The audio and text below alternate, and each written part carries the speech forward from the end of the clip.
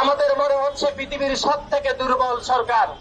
এই অন্তর্বর্তীকালীন সরকারকে এদেশের সকল মানুষ সমর্থন দেওয়ার পরেও তারা আইন শৃঙ্খলার যে পরিস্থিতি সেটি কিন্তু উন্নত করতে পারেনি।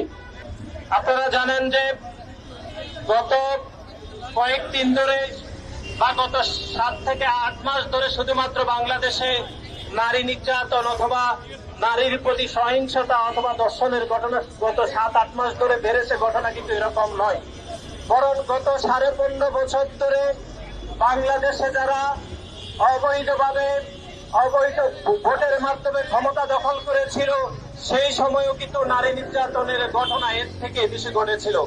কিন্তু তখন আমরা দেখেছি গণমাধ্যম তখন কিন্তু স্বাভাবিক সময়ে ছিল না। গণমাধ্যম সকল সংবাদ পরিবেশন করতে পারেনি বলে এখনকার চিত্র কিন্তু এদেশের মানুষ বেশি করে দেখছে।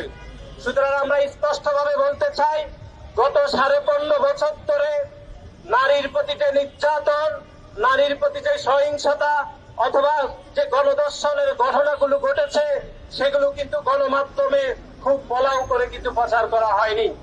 আপনারা দেখেছেন 2018 সালে নোয়াখালীর সুবর্ণচরে ধানের শীষের ভোট দেওয়ার কারণে আমার বোন ফারুলকে কিভাবে গণধর্ষণ করেছে আওয়ামী লীগের সন্ত্রাসীরা, এখনো পর্যন্ত কিন্তু সেটার বিচার নিশ্চিত হয়নি।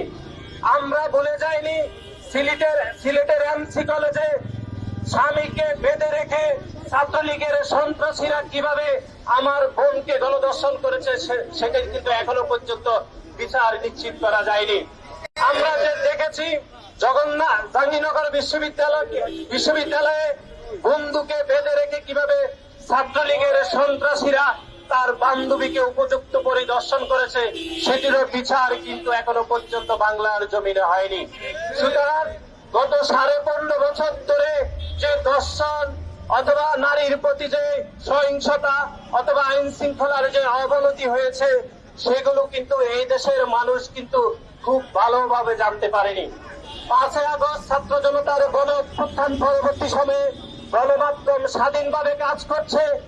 এখনো পর্যন্ত যে সকল ঘটনা ঘটছে সেগুলো আমরা জানতে পারছি বলে এখন আমাদের কাছে মনে হচ্ছে যে এখন ঘটনা কিন্তু বেশি ঘটছে, সেরকম কিন্তু ঘটনা নয়। সুতরাং এই অন্তর্বর্তীকালীন সরকার আমাদের মনে হচ্ছে পৃথিবীর সবথেকে দুর্বল সরকার। এই অন্তর্বর্তীকালীন সরকারকে এদেশের সকল মানুষ সমর্থন দেওয়ার পরেও তারা আইন শৃঙ্খলার যে পরিস্থিতি সেটি কিন্তু উন্নত করতে পারেনি। আপনারা দেখেছেন যে মাগুরাতে 8 বছরের শিশুকে কিভাবে উপযুক্ত পরিদর্শন করা হয়েছে, কিন্তু এই দেশের কিছু মানুষ নারীদের পোশাক নিয়ে বারবার কথা বলে আমরা দেখেছি। নারীদের পোশাকে যদি সমস্যা হতো তাহলে কিভাবে আমার 8 বছরের বোন গণধর্ষণের শিকার হয় সেটি বাংলাদেশ জাতীয়তাবাদী ছাত্র দল প্রশ্ন রাখতে চাই। এবং একই সাথে বাংলাদেশে গত 15.5 বছর ধরে যে বিচারহীনতার সংস্কৃতি তৈরি হয়েছে সেজন্য গত 7.5 মাস অথবা 8 মাস ধরে নারীর প্রতি যে সহিংসতা অথবা নারীর প্রতি যে নির্যাতন সেগুলো কিন্তু ক্রমান্বয়ে আস্তে আস্তে বৃদ্ধি পাচ্ছে।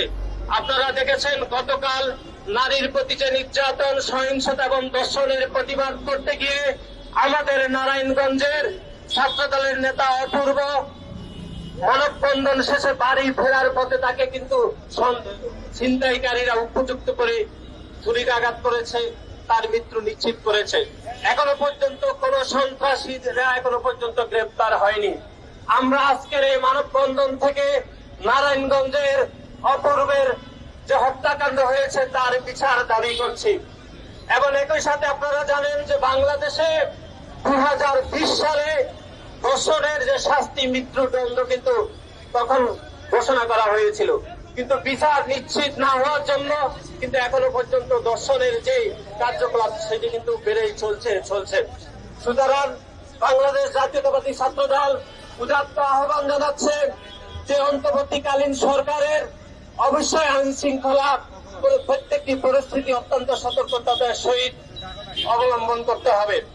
এবং আপনারা দেখেছেন গত কয়েকদিন আগে নারীর প্রতি যে সহিংসতা হয়েছে তার যে সহিংসতা করেছে তাকে কিন্তু পুলিশ গ্রেফতার করেছিল, কিন্তু আমরা দেখেছি ঢাকা বিশ্ববিদ্যালয়ের ছাত্র শিবিরের সভাপতি সে দর্শক বা নারী নিপীড়নকারীকে তদবির করে কিন্তু থানা থেকে তাকে ছাড়িয়ে নিয়েছিল।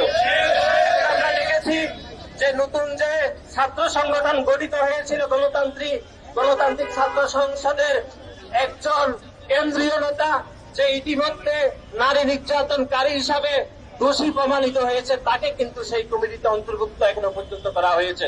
সুতরাং সার্বিকভাবে এই অন্তর্বর্তীকালীন সরকারের যে স্টেক হোল্ডার এবং যে দুই একজন গুপ্ত সংগঠনের নেতারা যারা এখনো নারী নিপীড়নের পক্ষে তদবির করছে, তাদের বিষয়ে কিন্তু অন্তর্বর্তীকালীন সরকারের অত্যন্ত সতর্ক ব্যবস্থা গ্রহণ করা উচিত বলে আমরা মনে করছি।